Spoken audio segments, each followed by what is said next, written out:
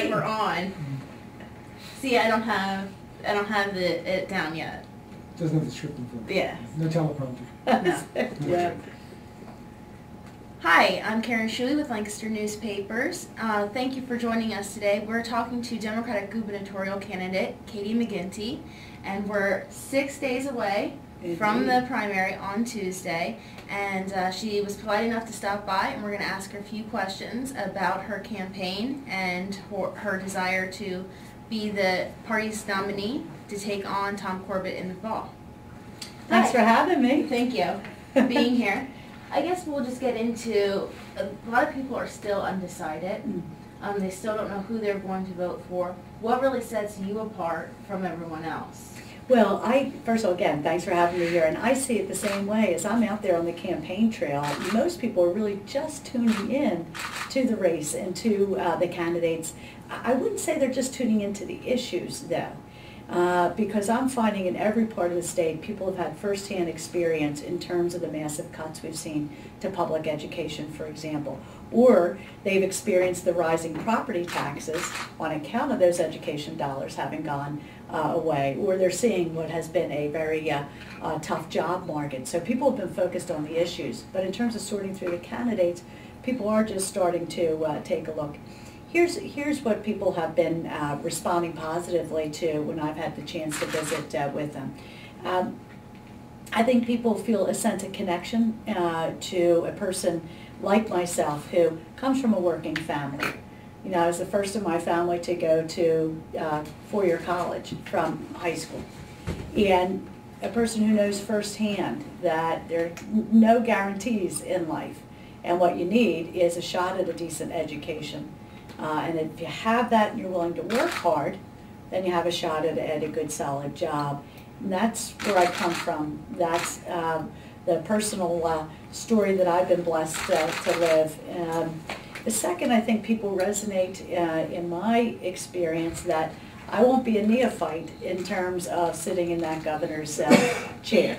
I've been in the executive branch of government through a significant amount of my career, wrestling with those hot button issues, trying to find the common ground and where consensus can be reached. So I'm a problem solver and proven in running major agencies, in being in the executive branch of government in the White House and a Secretary of DEP here, but I'm not a career politician. And I think people are really ready to have new ideas and fresh start and not the old Washington culture or some of the Harrisburg culture. But finally, people have also responded really positively to the vision that I have for Pennsylvania. We can and should be competing and winning in the next generation of manufacturing. Clean, high-tech manufacturing should be our market, a market segment to win, as well as we should be competing and growing in the space that is spin-off companies from the excellent research that we have in our universities. So those three things, the background, the fact that I'm tested but not a career politician, and the idea that I have a great passion and vision for what we can and should be, and a track record of creating jobs in Pennsylvania, is saying, yeah, I'm going to be with McGinty on Tuesday the 20th. There are polls of likely voters that came out. We just had a story in today about the F&M poll, and you're polling at 3%, 34 points, I believe, yes, 34 points behind the front runner, Tom Wolf. Is there a way to make up that ground in 6 days? What does that mean for you? Where do you go from here till Tuesday? Well, I'll tell you, the poll that matters is the poll on Tuesday. But what I'm doing is, excuse me, I'm out in every corner of the state. I'm really spending time this morning with a round table of about 10 or 12 residents of Harrisburg who had really keen ideas and issues that they wanted to visit with me about. And they responded hugely positively in terms of the ideas that I shared back with them. So you'll see me out there, wherever 2 or 3 are gathered, I'll be there shaking hands and introducing myself and listening to what's on their mind, as well as sharing some ideas. You mentioned the fact that your energy background. Williams Partners from Houston is talking about running a pipeline for the natural gas through Lancaster County. And it's met with a lot of opposition here. It's a federal project, But I'm wondering, if you would become governor, what would your stance be on that kind of a pipeline, given the fact that here we'd be going through some pristine woodlands. They're trying to work on a different plan at this point, but it's a federal project. Right. So the hands of the state are somewhat tied. Right. Well, listen, I do think that we need to step up on two counts. One is the safety issues, and recent reviews from the federal government in terms of the safety of our interstate gas pipelines and network leaves a bit to be desired, and we need to be arguing for and ensuring that safety concerns are receiving the proper attention in the consideration of this or any other pipeline. But second, and this relates to a variety of different pipeline projects that have been proposed in the Commonwealth, I would take another look at the whole issue of eminent domain. I mean, this, we're a democracy, a country that is based on, in many respects, in the principle of the ownership of private property. And the idea that private property can be taken for projects is something that ought to be looked upon very, very, very carefully. And when we are extending that authority to private sector entities, as compared to our elected representatives for whom there would at least be some direct accountability, I'd want to review that whole situation and make sure that we are achieving the right balance. A separate part of this issue, I think, is, listen, with respect to the Marcellus Shale, as a person who spent much of my career in the environmental space and fortunate to have the endorsement of people like Al Gore and people like Bobby Kennedy, I'm going to have a very rigorous environmental cop on the beat. However, I do think that with that kind of environmental priority, we can see a safe and clean production of the gas. But shame on us if we produce it only to put it into interstate pipeline and see all the value-added job opportunities leave the state. And what I see in Governor Corbett is someone who, in my estimation, has not had a sufficient environmental cop on the beat and has failed to translate the gas into economic opportunity in Pennsylvania. So we went from 3 years ago where 3 out of 4 jobs in the Marcellus were going to Pennsylvanians. Now it's less than 1 in 2. That's the wrong direction. So what would you do differently? Well, I think what we need to do is just to work hard to bring those companies that use gas not just as an energy resource, but as a feedstock. Now, this is the chemist coming out in me. That was my undergraduate degree. But you can't think of a chemical, pharmaceuticals, life sciences, material science that does not use as its backbone carbon and hydrogen. And most of those companies source their feedstock materials from the petroleum and petrochemical industry. So it comes back to natural gas being that basic building block for all of those cutting-edge industries. Now, if we brought those companies here, then the gas would have an end-use destination in those type of enterprises that can create high-paying jobs for Pennsylvanians. So this pipeline that's coming through Lancaster County, Yes. the natural gas could end up in foreign markets. Well, it could. As you know, natural gas needs to be liquefied in order to be marketed overseas and to be transported overseas. So it could wind up, part of its destination could be to go to a liquefaction plant and then be onboarded to a tanker ship to be exported. So that's not a good idea. Well, no, listen, I think that, I think that the, people have asked me, well, what do you think about the potential export of gas? And my point of view is this. First of all, I don't think that government artificially should interfere and put up artificial roadblocks to that, just prohibit the export of gas. I do think, however, the market will put some brakes in place in terms of how much of that gas might be exported for a couple of reasons. One, the capital plant and equipment required to export gas, these cryogenic facilities are extremely expensive. They're billion or a couple $1 billion in terms of capital investment. Second, there's significant competition out there in the world. Now, Australia has enormous gas resources and is ahead of us in terms of locking up customers, especially in Asia, where there is a significant premium on the price paid for natural gas. Or Qatar, for example, has major gas fields.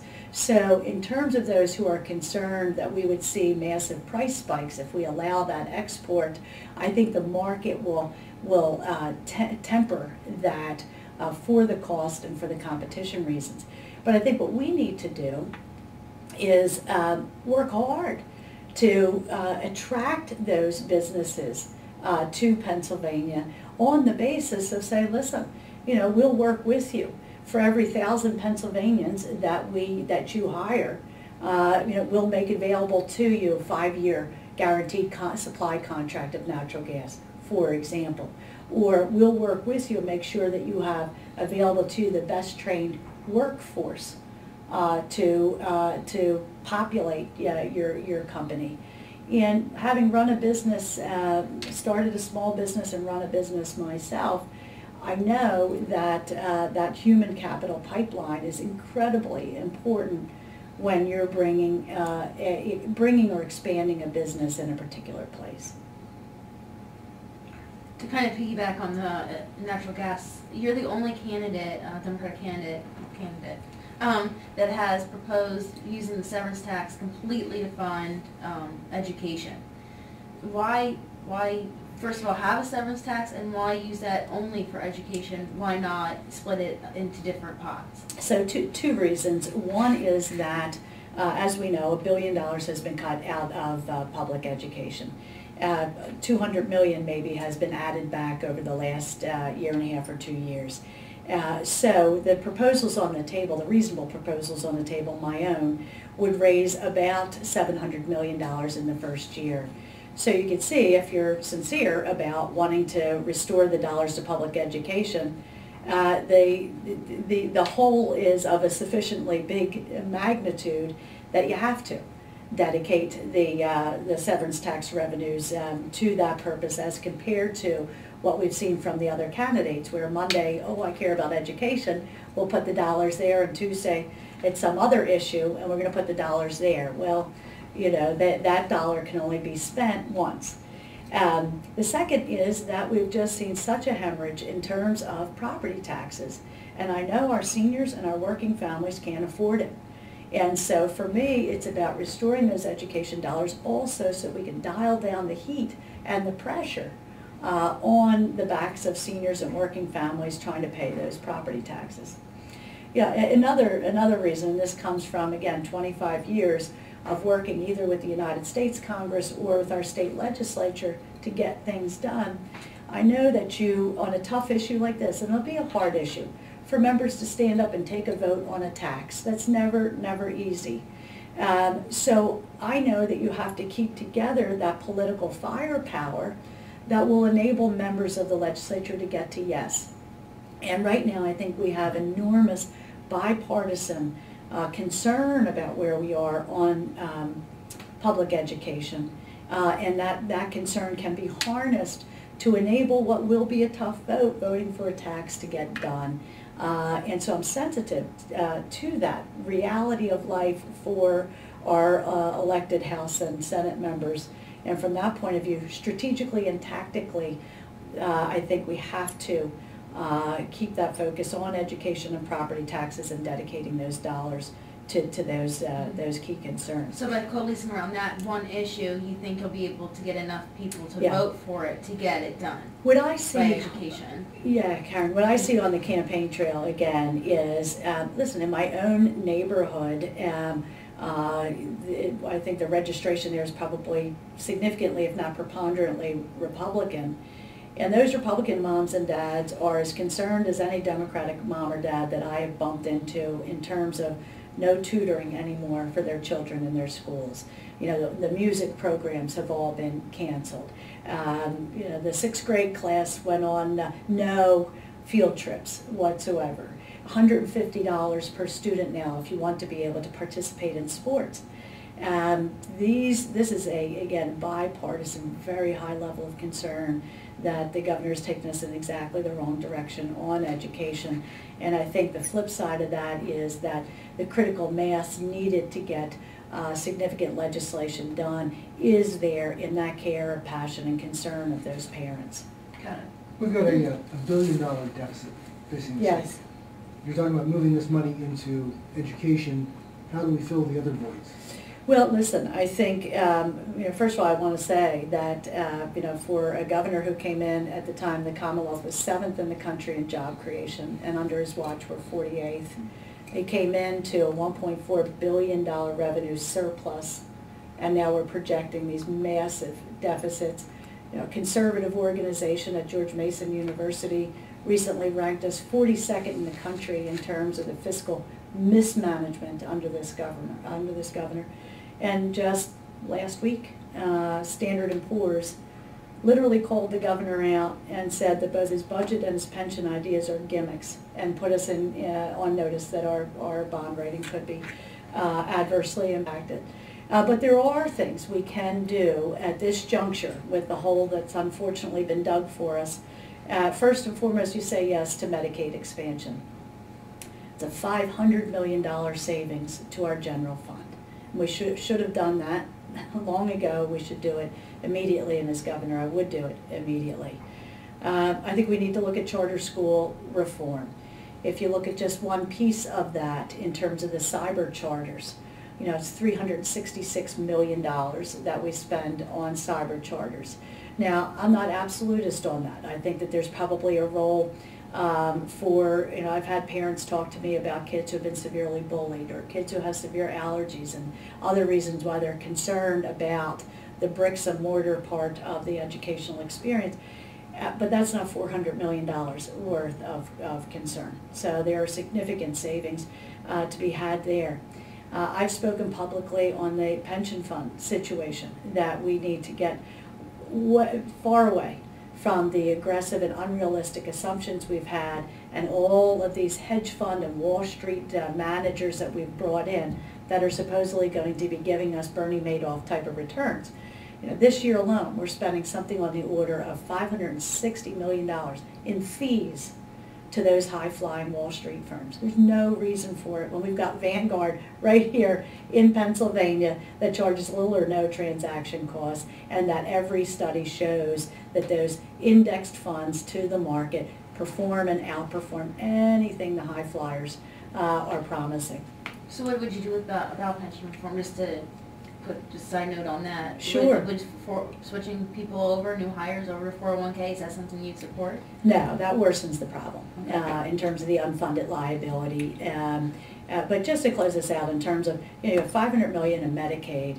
You've got another $500 million in terms of the especially cyber charters, plus this double dip on pensions that former Auditor General Jack Wagner pointed out is the case, where the charters are getting paid twice for pensions from the district and from the state. That's another $50 million. So you've got $1 billion there. If we move on with modernizing our liquor stores instead of trying to privatize them, it's another $100 million there. And, I'll take the governor for his word that the games of chance that were passed by the legislature were supposed to raise $100 million according to the governor's budget.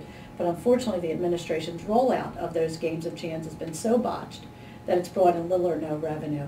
But taking him at his word, if there's a more effective rollout of the program, that's another $100 million there. There's money to be had if we're serious about putting our fiscal house in order, if we're serious about growing this economy and beginning to create jobs again.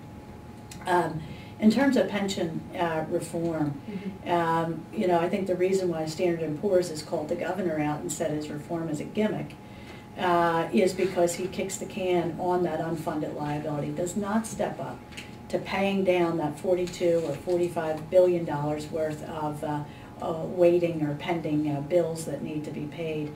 And here I do want to shout out State Representative Glenn Grell. I think he has stepped up and talked about a pension obligation bond, for example. $9 billion that actually would begin to really pay the unpaid bill. As I mentioned, I would move immediately to, in terms of the structure of the fund itself, I think we have to get the Wall Street guys out. We can't afford those transaction costs. And we need to move forward on reforms like, a number of years ago, it was not the public employees, it was the politicians who decided they'd like to have a piece of the pension fund. So they changed the vesting period from 10 years to 5 years. And then proceeded to just say, well, we'll assume that that's not going to change the cost structure of the fund. And of course, it did change the cost structure dramatically. And that's when we started to say, well, we better hire those Wall Street guys because they'll deliver us these big returns. I would make sure we were moving to, on the reforms like changing that vesting period back to 10 years, changing how and what we allow in terms of unused vacation time being added into the calculation of your salary, or overtime being calculated, adding into that calculation.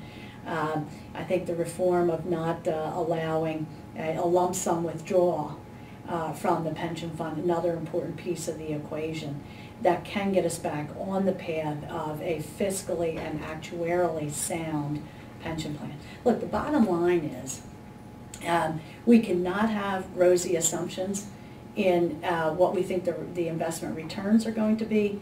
And when we have more realistic assumptions there, then it will be a restraint on checking what has become a bit of a Christmas tree in terms of, well, who wants a piece of the pension fund, and everybody taking their piece without recognizing the numbers don't add up. But at the same time, I hear a lot of people complain or rightly kind of ask the question, put that question out there. Most private businesses, most private sector jobs, you do not have a pension anymore.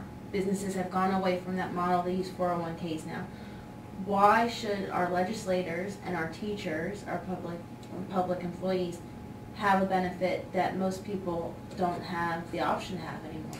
Well, I mean, that assumes that the movement in the direction of the 401ks is the right direction to go. I think what we need is an affordable pension plan. The problem that we have with our pensions is not that it's a defined benefit plan, it's that it's an unaffordable defined benefit plan, right? It's because, again, the assumptions became unrealistic, and then the layer on of fancy fund managers that somehow are going to make all these numbers add up. They don't. If you take the approach of having much more realistic assumptions in terms of what the return is going to be, and you calculate what the available benefit is going to be on the basis of that, the reason why it's the better way to go is because, one, you've got concentrated purchasing power then. Right? You've got everybody in a defined benefit plan. And what that means is you bring those transaction costs down. And the second reason why it is better is that when you bring those costs down, the return then increases, and the dollars that actually wind up in your pocket increases. If everyone's scattered to the four winds in terms of the play the market approach in a 401k, you lose all of that, benefit. And the last thing is, in terms of it not being a solution, but something that exacerbates the problem that we have with the pension in terms of the unfunded liability. When you take those new young workers out, and all of a sudden they're not in that pension plan, but they're going to be over here in 401k or whatever other strategy we might put together, then instead of those new workers paying into the fund, all of that cost gets saddled on the taxpayer as well. And so, what we need is a realistic and conservative and rigorously managed defined benefit plan. And what's gotten out of hand is everybody's Christmas wish list got loaded into the plan. So the bottom line is the pensions benefit will be reduced for the pension benefit has to be accurately tied to what the realistic returns in terms of what the pension fund. But the bottom line is, if I'm a 25-year employee and I'm retiring what you're proposing is I'll get a lesser benefit. Not necessarily. I mean, a big part of the savings is kicking that vesting period back from 5 years to 10 years, for example. Now, it means you wouldn't be getting the benefit until you're there at least 10 years. But it doesn't necessarily mean that the benefit is smaller. Some of the questions that were raised before with regard to the property tax. Yeah. There's a Senate bill that would Yeah. eliminate it altogether. Yeah. What is your stance on that? Yeah, well, first, I appreciate the concern and sentiment that is driving the legislation that would remove the property tax as the funding vehicle for schools and replace it with an increase in the income tax and the sales tax. So at the heart of the matter, you know, I understand where that concern is, and it's what I'm articulating as well in terms of how high property taxes have gone. But the reason for that is because, again, the Commonwealth has stepped away from its responsibility to fund the public schools, which has led the districts then to increase people's property taxes to try to make up for the difference. As I said, I would dedicate a reasonable shale severance tax to taking that problem on directly and restoring those funds to really reduce the burden. I also appreciate the concern about relying on property taxes for school funding because, you know, our state constitution guarantees that every child, regardless of where you live, and regardless of whether your house is worth a lot of money or not worth a lot of money, that you will have a good quality public education available to you. It's pretty hard to meet that constitutional obligation when so much of the availability of resources in our schools is dependent on your relatively expensive or house or inexpensive house. The reason I'm not ready to embrace the legislation, however, is because I haven't seen enough by way of the winners and losers, how this all balances out. We all know there's no free lunch. And indeed, the legislation doesn't propose a free lunch. It takes away the property tax, but it speaks to an appreciable increase in your income tax and your sales taxes. You know, are working families and seniors at the end of the day better off with the legislation or not in terms of overall pocketbook impact? And I just have not seen that analysis, but those are the questions that I would be asking. Is there a state that has best practices that you would look at? Yes, I think so. I think, you know, again, those states that are not so reliant, almost all of them, and we're one of really a fairly small handful of states that where the Commonwealth has, or the state has stepped back in terms of the percentage of education funding that it's picking up.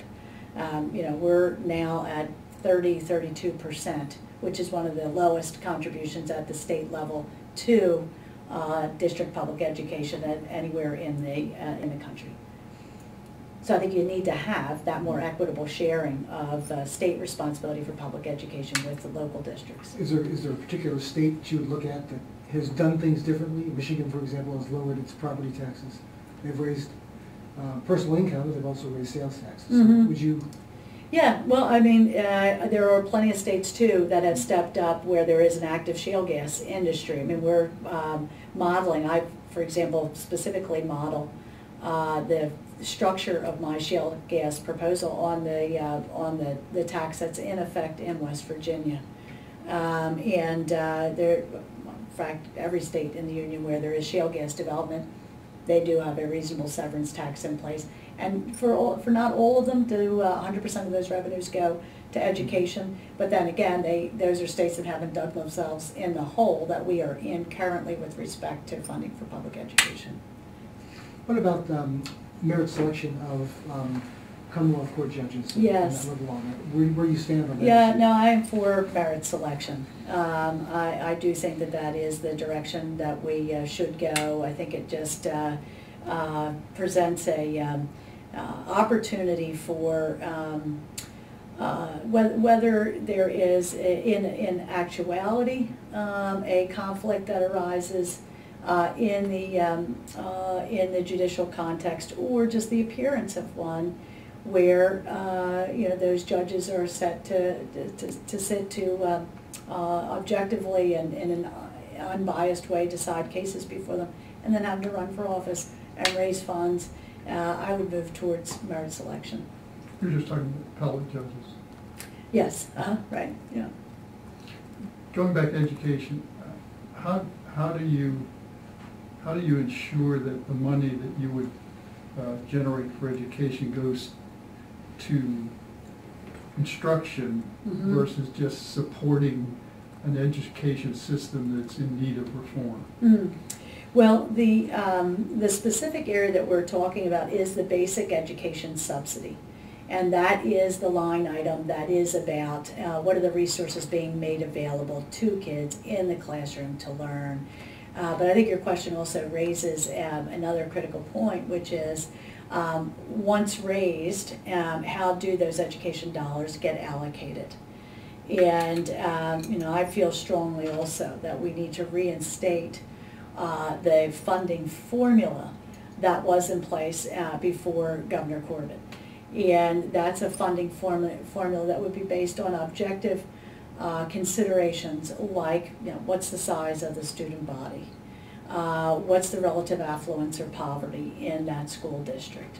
What is the preponderance of special education needs? Maybe it's English language learning, for example. And when you take those factors into account, that those school districts that are relatively less affluent and relatively more in need of support would see that proportionate amount of funding support come their way. The allocation of those dollars today has really become a political backroom deal. And give you an example. So if you are an English language learning student in Allentown this school year, you're allocated $3,800 in order to learn English. If you're that same student and you happen to live in Reading, the budget allocates $350 for you. And so it just means that somebody had a little bit more muscle in Allentown than in Reading, and that's not right. If there's a need, that's where the dollar should go. If there's not a need, the dollar shouldn't go there, but it should be on an objective basis. I wanted to ask you about the race, a little bit more about that. Yeah. You're the only candidate of the three who haven't really gone after Tom Wolf. You've maintained a kind of a positive campaign. Why did you decide to go with that strategy rather than, Rob McCord and Allison Schwartz have kind of taken the opportunity to shine a light at Tom Wolf? Yeah, well, I appreciate the question, and for me, it's not so much strategy as the reason I'm in the race. I mean, I'm not in this race, and I haven't been running for 16 months to take other Democrats down or to take Allison Schwartz or Rob McCord or Tom Wolf down. I'm in it because I want to lift up people of Pennsylvania who are struggling. And I think I have the best track record and experience to be able to do that. The fighting that we've seen in this campaign hasn't done a thing for the mom whose child has 103 fever and doesn't have health insurance. Or the dad who's been unemployed long term and doesn't see the prospect of a job coming his way anytime soon, or the child who no longer has tutoring after school. I'm going hammer and tongue, after those issues that I think we can, as a Commonwealth, turn around and solve those problems and give people a chance. That's what I've been about in this campaign from the beginning. As the heat has gotten turned up, I have not turned coat on that, because the issues haven't gotten any easier for real people out there. And that's where I've been focused, that's where I stay focused. What would your first priority be? It really would be in the education space. It would be to build on that, what I think is shared concern about where we are. It's interesting to see that we do now have bipartisan legislation introduced that would impose a severance tax. I'd want to stand with those legislators. I'd want to honor the concerns I've heard on the campaign trail from Republican and Democratic parents and move aggressively in that direction. I'd want to look immediately, though, too, at a jobs creation agenda. And I do think that education infrastructure, a key part of that. I think having a reasonable tax and regulatory structure is a key part of that. But I also think we need to get out there with a vision and put a stamp on the map that Pennsylvania is here to compete in the advanced manufacturing space and in the innovation and entrepreneurial space. For example, I was in a factory the other day, 2 weeks ago or so. And this is a factory that is in the business of making the machines that make electronic circuit boards. It shows you the next generation of manufacturing is very much knowledge-based, technology-based. The workers in that plant are driving a joystick as much or more than they're driving a forklift, right? But the owners of that plant told me that they have jobs available. And these are, $50,000 to start. See, I sat down with one gentleman who was there a few years making $70,000. They don't get applicants for those jobs. And they shared with me that the local tech and community colleges have all lost funding, they've all lost support in the last 3 years. They don't have resources now dedicated to manufacturing related skills. On the other hand, just showing you people want to work, they said they post for a receptionist, which maybe is a $20,000 a year job. They got 400 applications. So I would move aggressively to make sure that we've got that training. I've proposed a grant and scholarship program that would enable people to receive the training they need, or it could be used for a 2-year degree or a 4-year degree program, but equipping our people to compete and win those kinds of jobs. I would work with the shale gas industry, for example, to see could we partner up, bring these new businesses that would use gas either as an energy source or feedstock, and be able to attract new companies here on the basis that we have that resource available. And I've proposed some significant tax cuts for investors in startups and new small businesses, so that if you're willing to invest in a new business in Pennsylvania, we'll make that income tax free to you.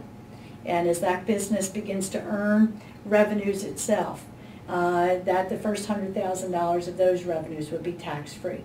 That net operating losses, that little business would be able to sell those to bigger businesses that have tax exposure to earn more working capital. I think if we do that, we get out there, we've got a trained workforce, got infrastructure, we know we've got the natural resources, and we provide some smart tax incentives, we can compete and win. And how many jobs does that add up to, would you say? Well, listen, when I was secretary, we were successful in going from 0 to 100,000+ jobs in the clean technology space. We've unfortunately fallen from 4th in the country in clean technology jobs to 42nd because the governor has turned his back on those growing sectors of the economy.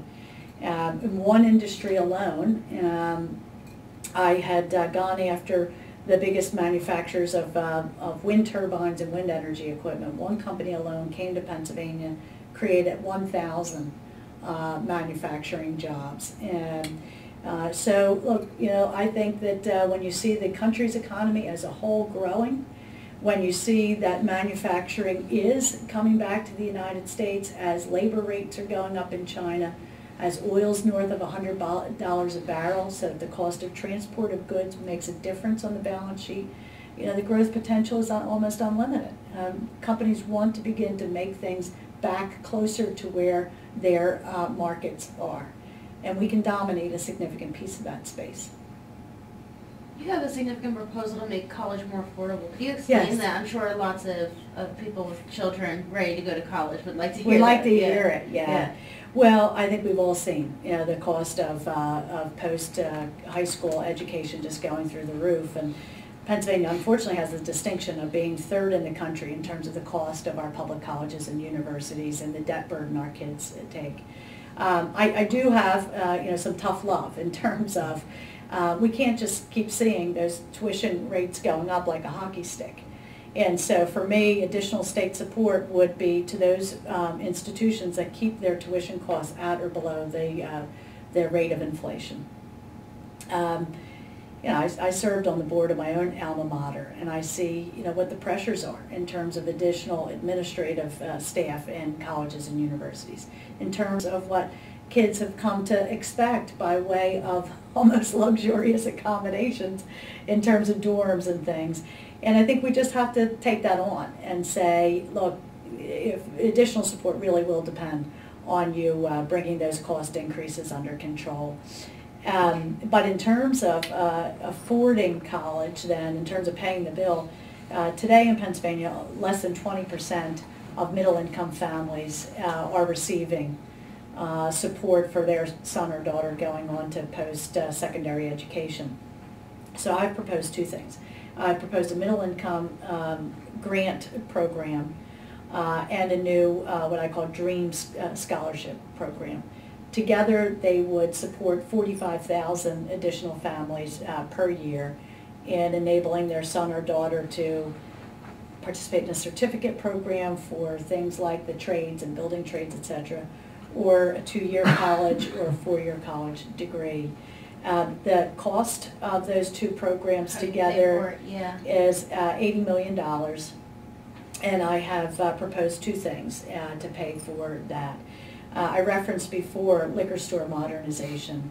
Most the analyses I've seen indicate that if we do things like enable extended hours, more expansive locations, some direct retail operation, you're talking about $100 million a year. I take a slice of that, so $40 million from that modernization. But then I do propose a tax as well. We're the only state in the country that doesn't tax cigars and smokeless tobacco. And so I would raise an additional $40 million from imposing a tax on cigars and smokeless tobacco. Put it together, $80 million, and it would enable us to go from 20% of families receiving support to about 67–70% of families. How do you keep those kids in Pennsylvania once they graduate? Yeah, that's a great question. So as I mentioned quickly before, just one slice of that equation. When you ask people, well, which state in the country is number one in winning basic research and development grants, in having patents awarded for that research, and in minting PhDs? People think, oh, it must be Harvard, MIT, must be Massachusetts, or it must be California, but it's Pennsylvania. But then we know what happens, like Johnny, Mary, and Susie off to Boston, Austin, and San Jose. Some of what I'm talking about in terms of the tax incentives for new businesses, exactly what I have in mind is enabling that slice of the young college graduate population that has an innovative idea to have the financial support to be able to get off and running, staying here close to home with that. For those who are not entrepreneurial, we have to create jobs in this Commonwealth. And again, in the last 3 years, we've gone from 7th in the country to 48th in the country. And I've spoken to what I think we need to do to go out there and wear out shoe leather to make sure we're attracting businesses or growing businesses in our Commonwealth that are going to provide those good jobs. But here's the last thing that I think enables us particularly to compete and win. We are blessed in Pennsylvania to have significant, what I refer to as anchor institutions. We have major, in this neck of the woods, major food processing industries and companies. In the Philadelphia area, we have major life sciences companies. In Berks County, we have DeKalb Battery and East Penn Manufacturing. We've got Carnegie Mellon, Penn State. These institutions are capable of mentoring and maybe partnering with and becoming a customer of some startup businesses. And I'll give you one example. Again, when I was Secretary of DEP, there was competition for this company that had some very interesting battery-related technology. And I loved that technology because it was real. It wasn't bleeding edge, just a twinkle in a scientist's eye. It was based on the good old lead-acid battery, where you take the lead out and you put carbon in, and it essentially transforms the performance of that battery to be capacitor-like. So again, not bleeding edge, but dramatic improvement in the performance of a battery. So this company was headquartered in New York and in Canada. And we didn't have a whole bunch of economic development dollars that we were going to be able to throw at it to compete with the Joneses that way. But what I did was go after the company on the basis of knowing Pennsylvania is the headquarters of some of the biggest battery manufacturers in the world, again, including East Penn, DeKalb batteries. And what I did was just foster a relationship between the new company and those big established battery companies to give the company a shot to show the big boys in the industry, here's what we're working on. Do you think it's real? Do you think it's interesting? Do you think it's viable? Just get them the meeting to be able to show what they've got. Well, in that particular instance, you bet the bigger companies thought this was terrific. They wound up signing memorandums of agreement and understanding. They did joint development of that battery. Not every state has those resources that we can build on. And as compared to just offering dollars and cents, product validation for a smaller company and then becoming a customer to that smaller company, that's worth its weight in gold. We have that, other states don't have it, and it should be a point of distinction for Pennsylvania. Do you have a path to victory Tuesday? Well, it's speaking to the voters. It really is about a lot of knocking on doors. It's a lot of walking through this morning.